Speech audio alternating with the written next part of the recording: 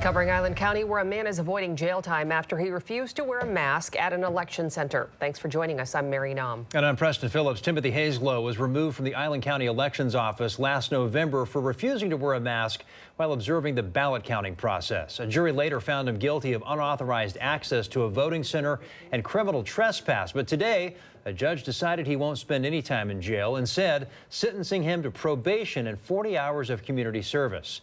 KOMO's Lynn Ann Wynn was in court today for the sentencing.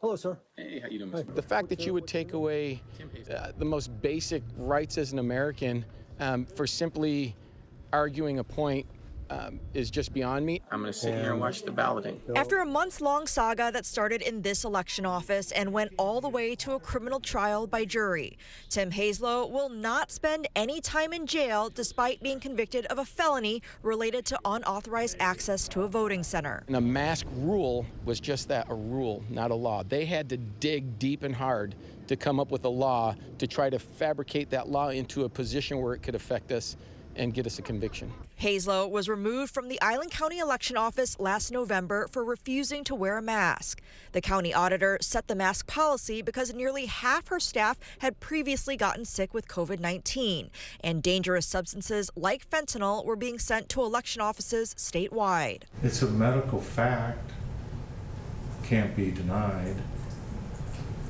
The politicalization of this disease is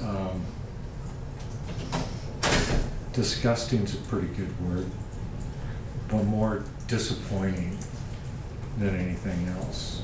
During sentencing, Judge Joseph Wilson questioned why Hazelo continued to push the envelope when faced with possible criminal charges, but ultimately sentenced him to probation and community service, as a crowd of Hazelo's supporters, including Pierce County Sheriff Keith Swank, looked on. We should always abide by the law. We should challenge the law if we think it should be challenged and through the court system. But at the same time, too, I believe most courts in Washington State are biased, especially the state Supreme Court. So it's really hard to get a fair shake, and people understand that. Reporting in Island County, Lynn Ann Wynn, KOMO News. Hazelo is in the process of appealing his conviction and says he plans to appeal his sentence too. He also has an ongoing civil case against the county over this matter.